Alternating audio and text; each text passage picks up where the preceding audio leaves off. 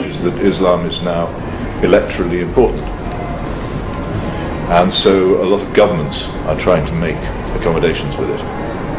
British government certainly is. The British government actually came up with the most extraordinary formula a few months ago in which it would refer to terrorism conducted by people who happen to be Muslims as anti-Islamic terrorism.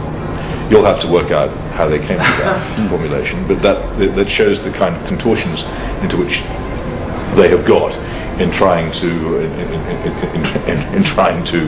cope with the fact that there is now a very large and growing electoral basis for political Islam in several Western European countries, and it grows all the time. But because I already mentioned the word satirical, I will just tell you, if I lived in England, and I cooperate with a lot of people who do live and work there, if any such legislation that equates attacks on religion or religiosity with hate crime or with racism is ever enacted or attemptedly enforced, I will certainly demand from the Department of Public Prosecutions that the next person who refers to a man who blows up a Shia mosque with its congregation in Iraq, the person who describes that person as an insurgent, be arrested for Islamophobia.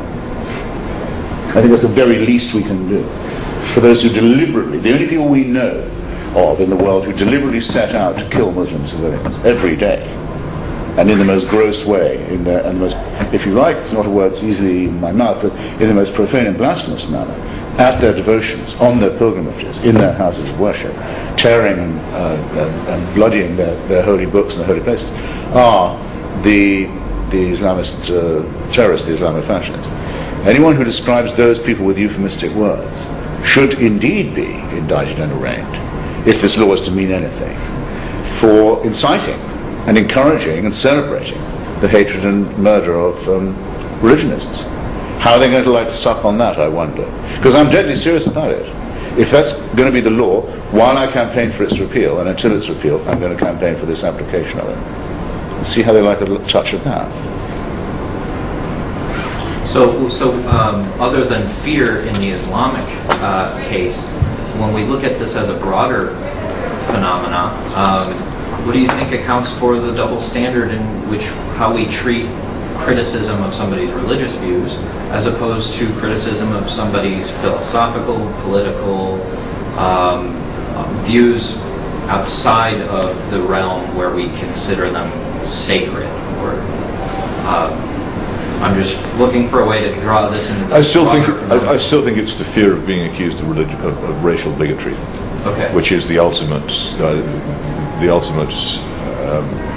thought crime. If you commit that, then you're obviously flung out of the comity of civilized people. So that's the end, and people are very scared of that. And given the simple truth that large numbers of Muslims in Western countries do come from Asia, it's a very easy accusation to have made against you, and it's one people do fear. It's a very easy one to defuse, though, that, I think. And incidentally, I don't think racism is a thought crime. The preaching of racial hatred is offence if it's not a crime. Well, hang on. Should it be a criminal offence? No, but I mean, it is. And is, you know, I didn't say it should be a criminal offence. I mean, I always thought that the race relations laws in it's not what people are thinking. In Britain in the 60s were actually justified because they ended the posting of notices in boarding houses saying no blacks and a number of other rather disgraceful things. So I'm ambiguous about that, but it is in terms of how we order our society is something you cannot do, and it's something you can't think. The fact that whether that doesn't to call something a thought crime doesn't necessarily dignify it as something which you ought to think. No, indeed, but it's an utterance question. And when I say it's an offence, I mean it's an offence. It's an offence to me, not an offence to the law. But it's it can have criminal implications with it. But generally, I think everything should be both thinkable and sayable. And that principle matters more to me than the feelings of anyone who might be hurt by any violation of it. But it should be noticed that again, speaking about the country I know best in Europe, my country of birth, the warnings of what was coming by way of Islamist intolerance by the way of the importing into Great Britain of communities from the extremely backward and feudal and underdeveloped parts of North Africa and Pakistan.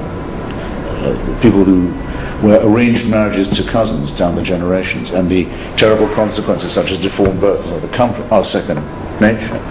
People like Nadim Aslam, for example, who's written this wonderful book about the Yorkshire Muslim community called Maps for Lost Lovers, or Hanif Qureshi, who wrote My Son the Extremist, no, My Son the Terrorist, My Son the Fanatic, Hanif Qureshi. Monica Ali, the author of Brick Lane, Salman Rushdie, most famously. All of these people were telling liberal Westerners, we come from these Muslim populations. We know what they're like. Don't you let them get away with this. And don't you let them guilt trip you into saying the criticism of this is racism. Don't let that happen to you. All these people are friends of mine. I'm very proud to count them as such.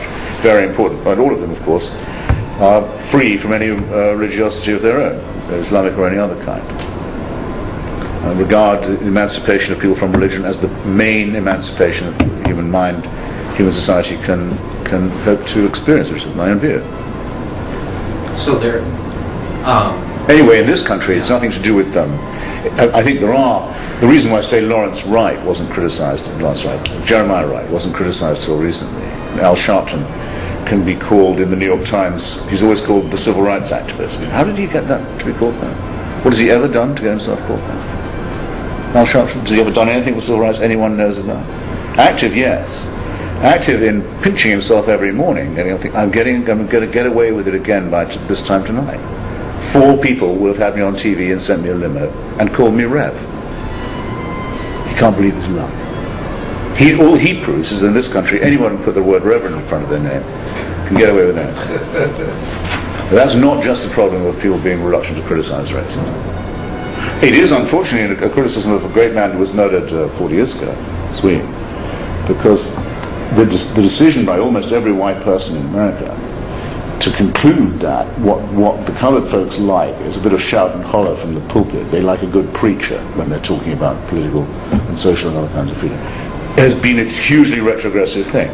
It's meant that the great black socialists and secularists like Philip Randolph and Bayard Rustin, the people who actually organized the March on Washington, and did the spade work to get it done, and the groundwork, and got the United Automobile Workers to co-sponsor a great contribution from Michigan, incidentally, are written out of the record completely. It's all preacher now. Preacher men. So anyone who can call themselves that, who can pose as a religious figure, whether it's Farrakhan or Sharpton or Jackson, these frauds and crooks and big mouths and bigots themselves, for the most part, gets a free pass from white society. So it is partly true what Peter says, that it's because of race guilt tripping, but it's also because of a totally exaggerated deference to men of the cloth that's also allowed frauds and crooks like Pat Robertson and Jerry Falwell and John Hagee, and now the wonderfully named Ron Parsley. Is it Ron or Roger Parsley? Rod Parsley, a Woodhousian, new McCain evangelical demagogue from the Midwest, to flourish. Whereas people trying similar sorts of bigotry and demagogy without the prefix Reverend wouldn't have a prayer, quite rightly. Or I mean to say, a chance. Wouldn't be given the opportunity. Would be right, lying to children for a living is a pretty contemptible way, I think, to go through life. And these guys do it all the time, and they get called Reverend into the bargain. Woof. And if they were only lying to the children, when they rape and torture the children, they're only accused of abusing them. What would anyone be called who did that who wasn't in holy orders? Be called a rapist or a torturer. Now it's an abuser. Or an organization. This is a free pass given to the clerisy. All this should end. The United States should be much prouder of its secular constitution and willing to stick up for it. Peter, it looks as if a thought is just on the edge of you. It's staying with it. Broad pass. Oh.